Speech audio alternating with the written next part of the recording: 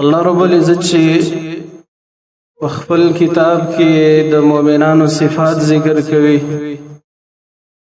د مؤمنانو په صفت کې یو صفت دا وی چې د خپل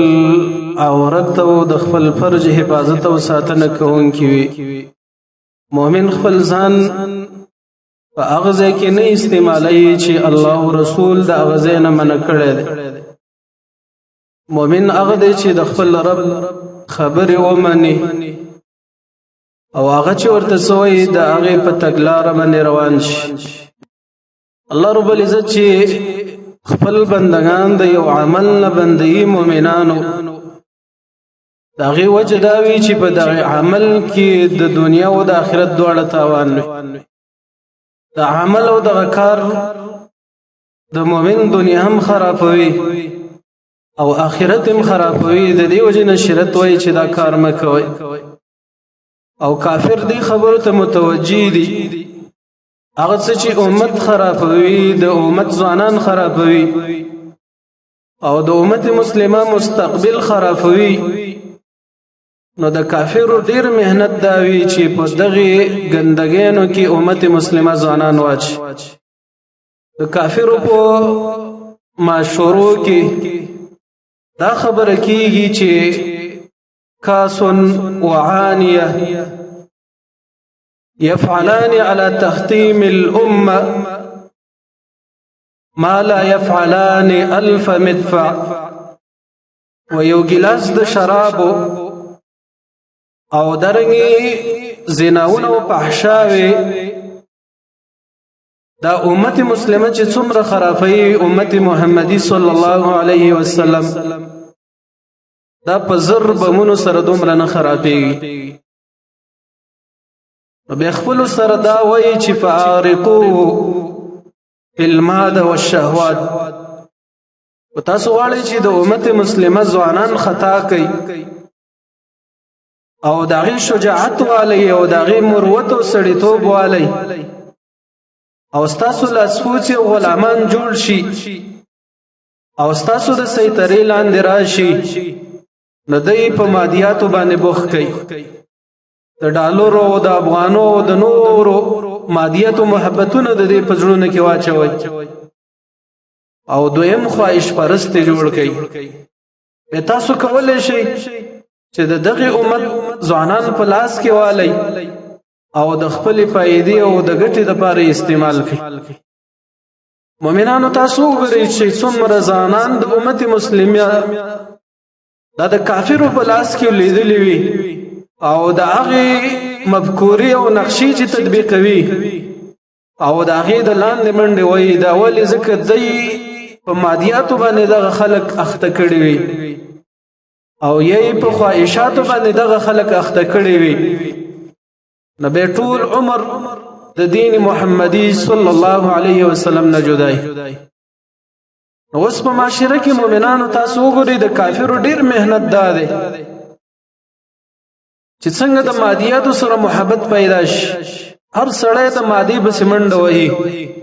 کو عالم دی او کو غیر عالم دی او صالح او غیر صالح دی، بس حسب او فکر دا دی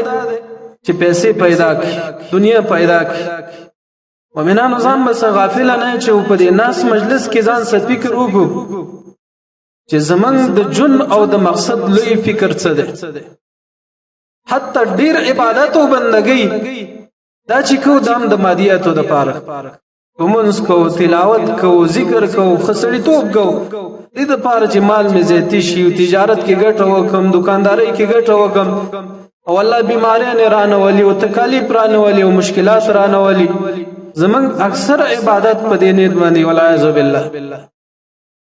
دا فکر ډیر کم دی چې الله راضي شي او د الله د محبت د وجه نه سړی بندگی وکړي او دا فکر ډیر کم دی چې زه دا بندگی او دا عبادت کوم د دې لپاره چې الله ماته جنت راکړي او وروسته ژوند مې جوړ شي. دا فکرونه زمونږ په مزغو کې نشته، صرف د مادیاتو د پیدا کولو فکر. او دوهم شهوات تاسو یې نه چې ځوانان د دې پسې سرونه ماتي، د دې پسې ګرځي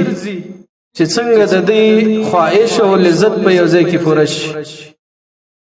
نو الله رب العزت موږ د دې قبیح عمل نه منع کړی او محمد صلی الله علیه وسلم هم دا پیشنګي ورکړې ده. رسول الله صلی الله علیه وسلم مهاجرین او انصار ته دا ویلي وو، به ورته دعا هم کړې وه چې پنځه کارونه دي الله دې تاسو په نه مبتلا کوي. هغه ته محمد صلی الله علیه وسلم دعا کړې وه. نو زمونږ ژوند او زندگی او 1400 کال وروسته دغه خواهشات منځته راتلل. نو یو انسان چې بچ کېږي په ډېر اوچت ایمان سره بچ کېږي. رسول الله صلی الله علیه وسلم حدیث عبد الله ابن عمر کې راځي، رسول الله فرمایل چې لم تظهر الفاحشه في قوم، فاحشه او بهیا او زناونه چې کله په یو قوم کې ښکار شي، په دغه امتونو کې الله دردونه او بیمارۍ هلاکتونه راوستي په مخکنو قومونو کې نو. تاسو وګورئ مؤمنانو په معاشره کې د قسم قسم بیماریانو نمونه به واورئ چې سلب سپینګیري او خلک د هغې نه خبر نه و. دا ولې څومره چې فاحشې ډېرېږي هغونه بیماریانې ډېرېږي، هغونه مشکلات ډېرېږي، هلته ژوند سختېږي، کړاوونه نور هم زیاتېږي. د مؤمنانو د فاحشې او بېحیې او د زنا نه ځان ساتل د مؤمن لپاره ډېر اړین دی. ځکه الله د مؤمنانو صفت چې کوي او د جنت والا د داخلېدلو صفت چې کوي، او هغه جنت چې جنت الفردوس الله انسان ته ورکوي، د هغه خلکو په صفاتو کې الله دا وایي چې والذین هم، د هغه کسان دي چې دوی د فرجونو خپل حفاظت او ساتنه کوي، خپل عورت خپل فرج دا په غلط ځای کې او په حرامو کې نه استعمالوي. د دې بلا نه او د دې مصیبت نه به امت مسلمت څنګه خلاصېږي، یو مؤمن دې څنګه نجات مندلی شي چې په دې قبیح ګناه کې چې انسان دنیا او آخرت دواړه خرابوي یو وخت نشي. ځاني انسان چې د مؤمنانو دا هیڅ کله په ټولنه کې عزت نشي حاصلولی، د ترقي نشي حاصلولی، ځکه الله رب العزت ته پته ده د داسې انسان مستقبل الله نورم خرابوي چې کله یو سړی دا نافرمانۍ او دا خلاف کوي. الله دې موږ بچ کړي. د هغې وسایل او اسباب بیانېدل چې مؤمن کې څنګه نجات مندلی شي. مؤمنانو د هغې وسایلو نه یوه وسیله هغه التفکر فی عاقبت الزنا. دا زنا چې یو څوک کوي او دا خواهش او دا لذت څوک علي، یو سړی د دې په عاقبت کې او وروسته انجام کې سوچ وکړي. مؤمنانو تاسو فکر وکړئ، الشهوات المحرمه چې دي، یو سړی چې حرام لذتونه او خوندونه علي، د هغې لذت نه وي الا لحظه، یوه لحظه وي، یو 4 منټه او 5 منټه او 10 او 20 منټه شوزه، یو سړی دومره لذت او خوند علي، ولیکن عاقبتها خسر والما، د دې عاقبت وروسته دا تاوان وي او پریشانۍ وي او دردونه او غمونه وي. مؤمنانو تاسو فکر وکړئ، یو سړی دا ګناه وکړي، د دې نه وروسته د انسان په زړه کې تنګي پیدا کېږي، انسان زړه تنګ شي او د هغې نه وروسته عاقبتها الی النار، د هغې نه وروسته عاقبت د دې انسان جهنم دی، اور ته به ځي. مؤمنانو تاسو فکر وکړئ چې یو انسان ته ووایه اوس په دې دور کې او ټیم کې چې یوه سرکوټه راواله او دا 15 دقیقې او 10 دقیقې په لاس کې ونیسه، ستا دپاره به دومره جایزه وي. هېڅوک دې ته تیار نه دی. هغه سړی چې دا لذت او خوند علي، د هغې نه وروسته پریشانۍ هم پیدا کېږي او د هغې نه وروسته د دې انسان مسیر جهنم دی، اور دی. هغه اور مؤمنانو چې انسان یې وس او طاقت نه لري. محمد صلی الله علیه وسلم فرمایي چې ان اهون اهل النار عذابا، وایي د قیامت په ورځ سپک عذاب والا هغه څوک دی چې من له نعلان او شرکان من نار فیغلی منهما دماغه کغلی المرجل، وای د دغه د وجنه یو ادنا جهنمی چې لږ عذاب دی په جهنم کې. رسول الله فرمای چې یو سړی ته به 2 پیزار د اور اچول شوي وي، یو 2 څپړې د اور اچول شوي وي، یا دینم کم عذاب رسول الله فرمای چې د دې د بوټ ته د تسمه چې د مزه دا به د اور وي نور به په اور کې نه وي صرف د دې بوټ د مزه به د اور وي رسول الله صلی الله علیه وسلم فرمای چې د دغه د وجه نه به د دې انسان دماغ پاس خټ کیږي په یو روایت کې راځي رسول الله صلی الله علیه وسلم فرمای چې اوسړی ادنا جهنمی چې دی له جمرتان من نار په یو 2 کروټو د اور باندې به ولاړ وي فیغلی منهما دماغه د هغه د وجه نه به د دې انسان دماغ خټ کیږي چې یو سړی دغه 2 کروټې نه دی او دغه د بوټ تسمه نه ده داسې ډایرکټ ټول جهنم ته گزار کړی شي د دې حالت به څنګه وي رسول الله صلی الله علیه وسلم فرمای زه چې کله معراج ته لاړم په معراج کې ډېر عذابونه لیدلي یو تنور پکې لیدلی و چې د اور نه خلق او خزه به پراتو لمبه به چې راوخته خلق او خزه به راوخجول ما د جبرئیل نه تاسو کو چې دا خلق څوک دي رسول الله صلی الله علیه وسلم ته ویلي چې دا زناکار سړی او زناکار خزه د امت دي مؤمنانو راځي فکر وسوکو د دنیا ټول لذتونه تا واغستل ټول خوندونه تا واغستل د دنیا ټول خواهشات او مزي چې دي تا واغستلې او دغه لذتونه د جهنم په یو په باندې تا نه یری ابن ماجه حدیث راوړل د انس رضی الله تعالی عنہ رسول الله فرمای ويوتا بانعم اهل الدنيا وې د قیامت پر ورځ به یو سړی راوستل شي داسې انسان چې د دنیا ټول جون زندگی په لذتونو کې تیر کړی دا چې د مور نه پیدا شوی دی تر مرګ پورې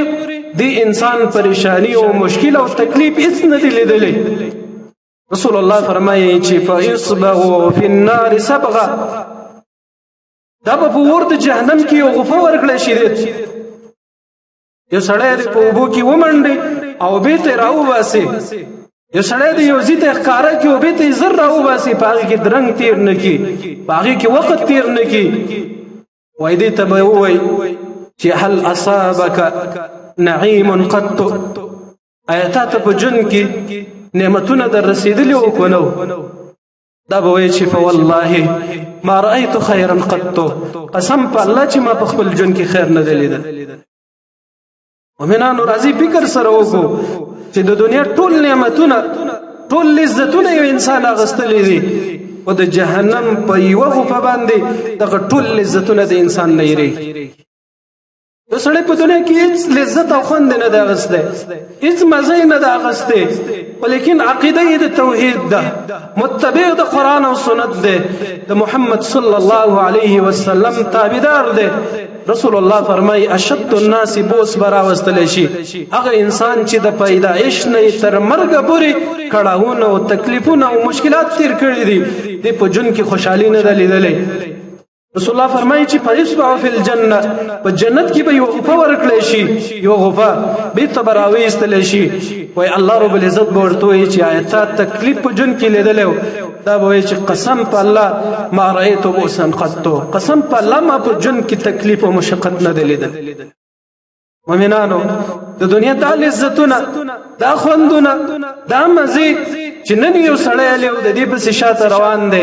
چې د جهنم په یو غو باندې ختميږي دا ډېر احمق انسان وي چې دغه لذتونه والی او د جهنم ورزان ته انتخاب کوي اکثر انسانان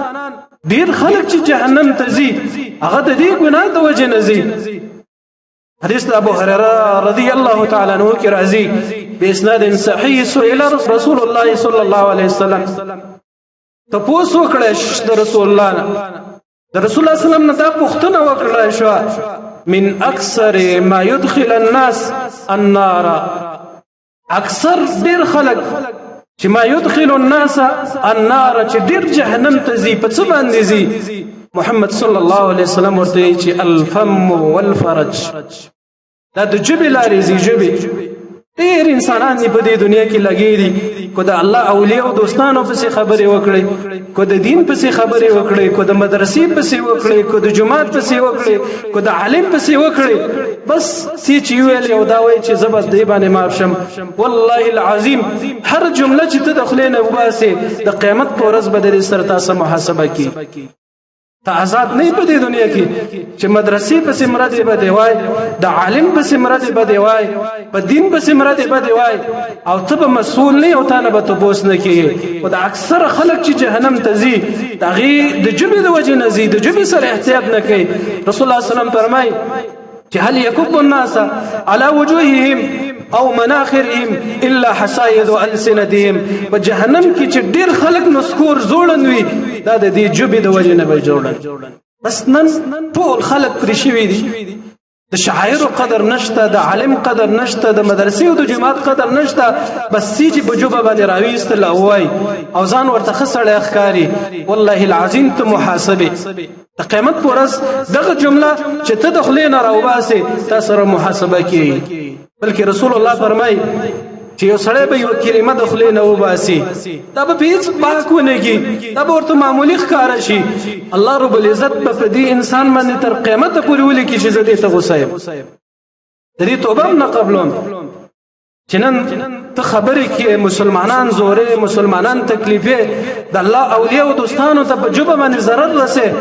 آیت به د قیامت په ورځ مسؤل نه ما يلفظ من قول الا لديه رقيب عتيد هر جمله چې ته وباسي د خلینا دلته دوه ملائک ناس دي او دا تاسو جمع کی نن کو د جمعات سپک یاد ک عالم د سپک یاد ک شاعر د سپک یاد کړل والله العظیم چې د قیامت ورځ د دې خبره د الله مخې ته ور دي الفرج ډیر خلک چې انسانان جهنم ته ځي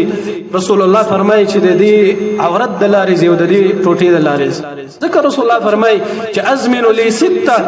مال د شپږ خبرو ضمانت راکې زبد جنت ضمانت درکم یو د اغینا د خپل عورت حفاظت او ساتنه وکوي جنت ضمانت درکو مؤمنانو کته یو لذت او خوان والی او ساعت ګره د دې مسیر او عاقبت ډیر سخت دی چې د دې عاقبت نار دی اور جهنم دی او د انسان به جهنم ته یو سړی دی ګناه ته نږدې کیږي مخکې د اغینا د دغه د اور د برداشت فکر دی وکي چې آیتي برداشت لري آیا دغه ورته چې ته داخل شي د هغه د